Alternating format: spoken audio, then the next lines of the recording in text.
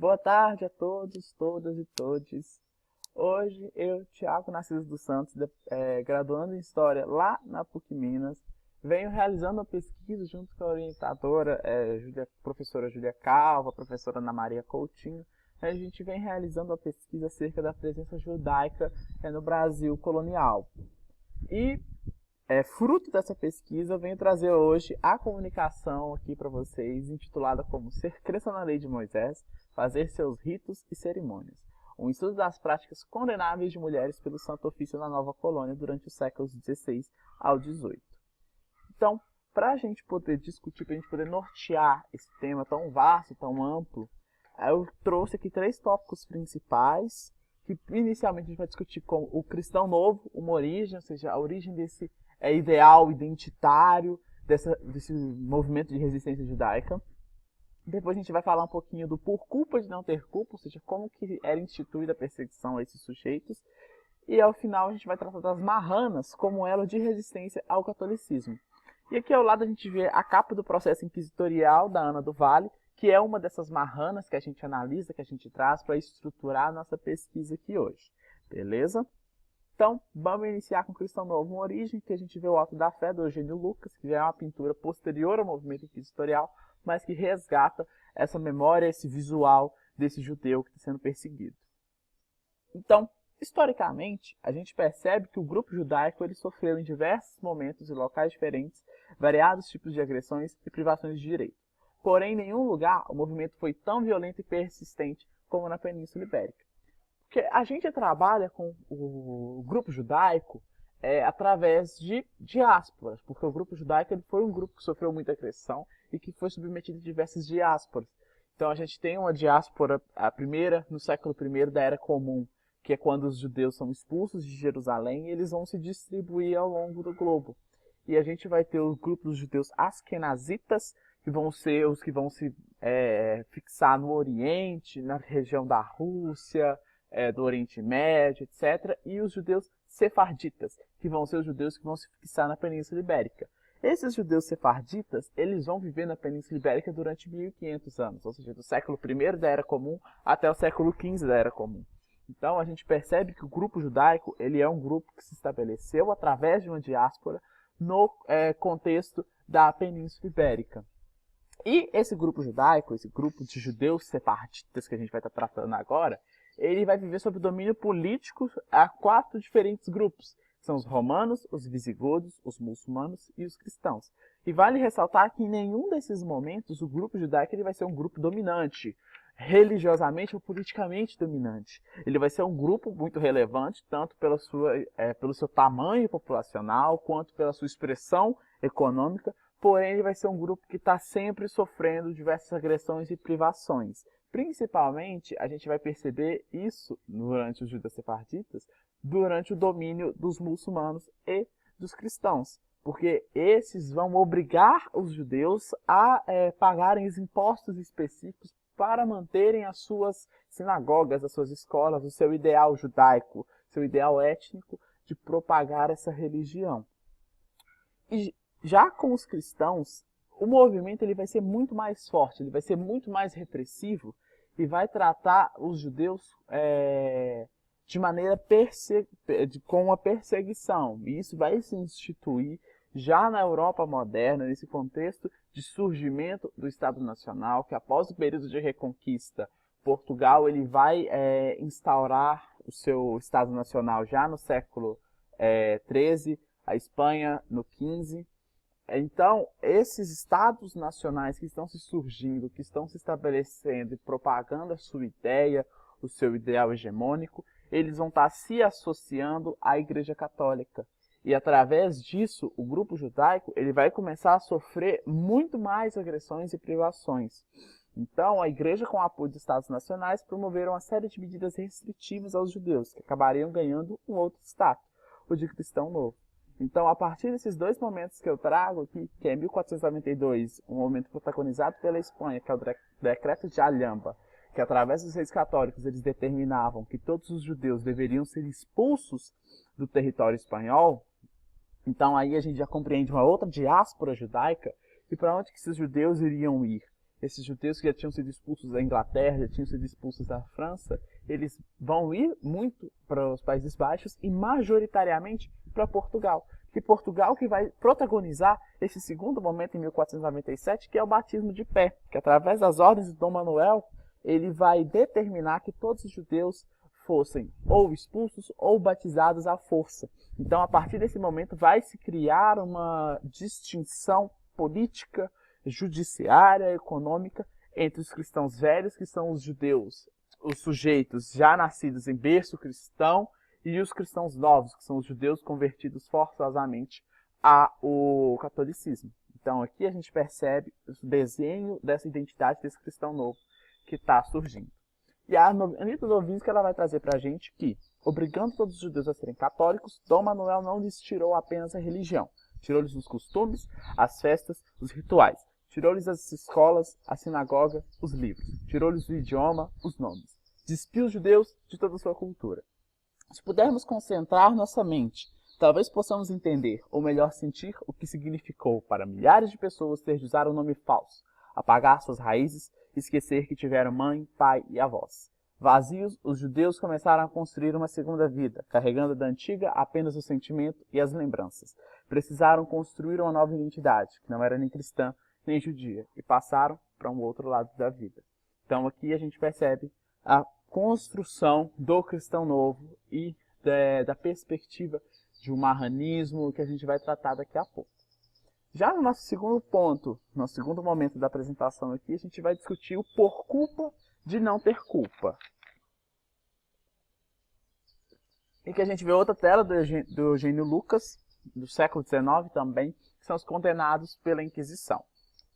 Então, por culpa de não ter culpa.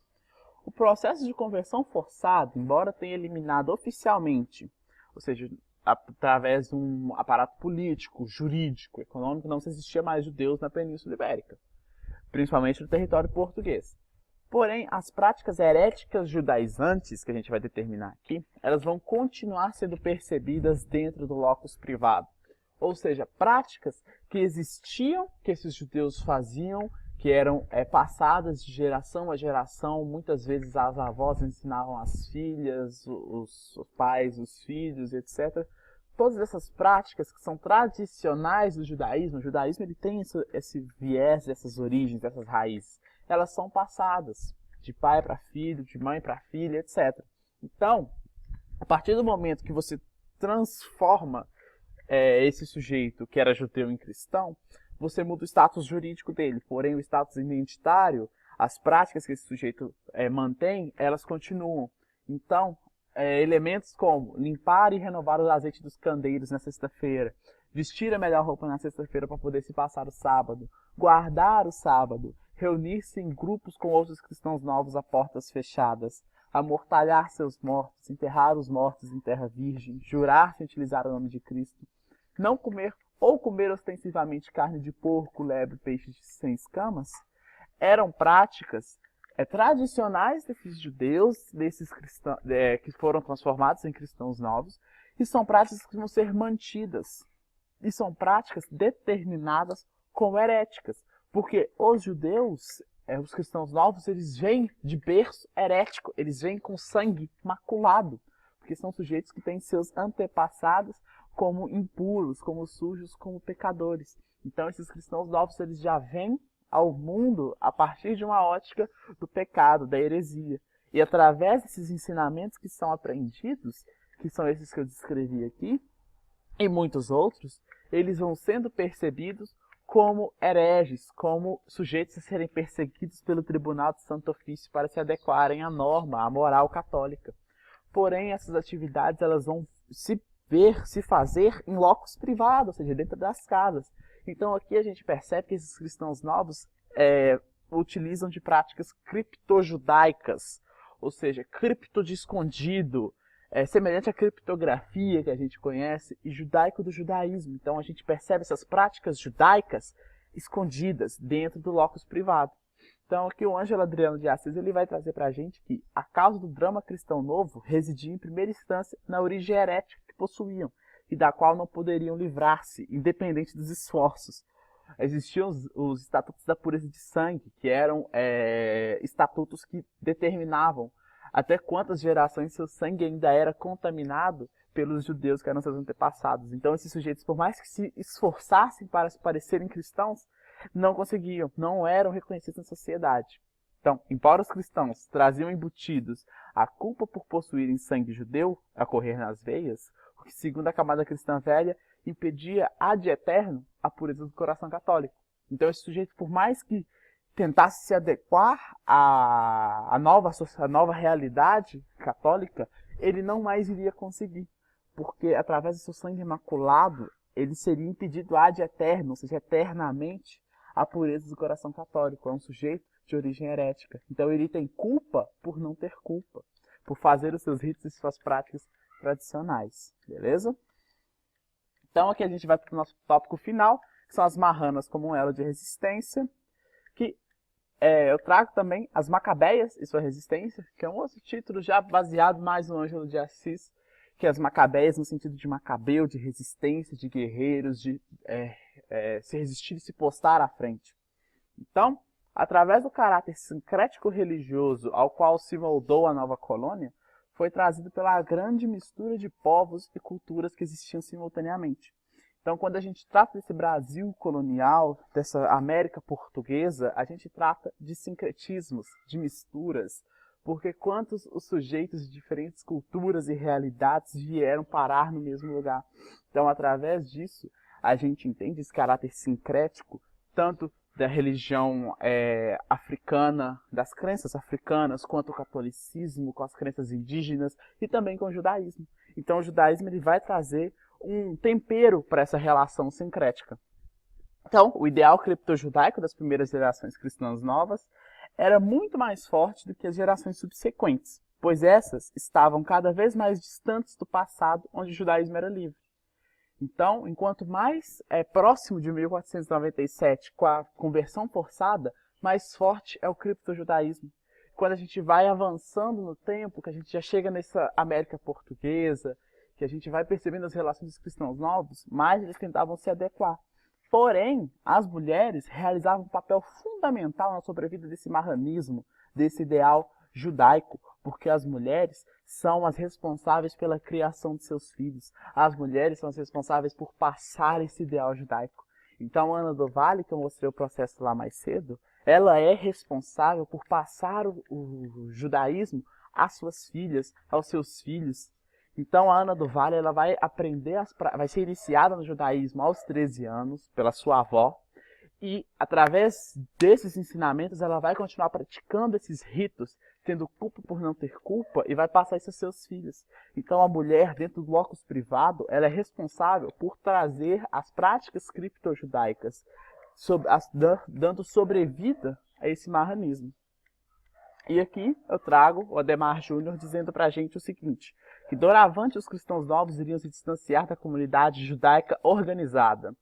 A fundamental leitura dos textos sagrados estava proibida, mas ela tinha, a seu favor, a memória e o silêncio do lar.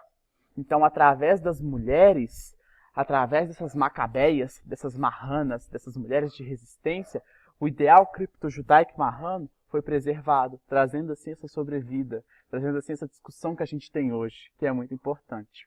Então, o Ângelo de Assis finaliza com a gente dizendo o seguinte: os cristãos novos eram vistos como judeus perante os cristãos velhos.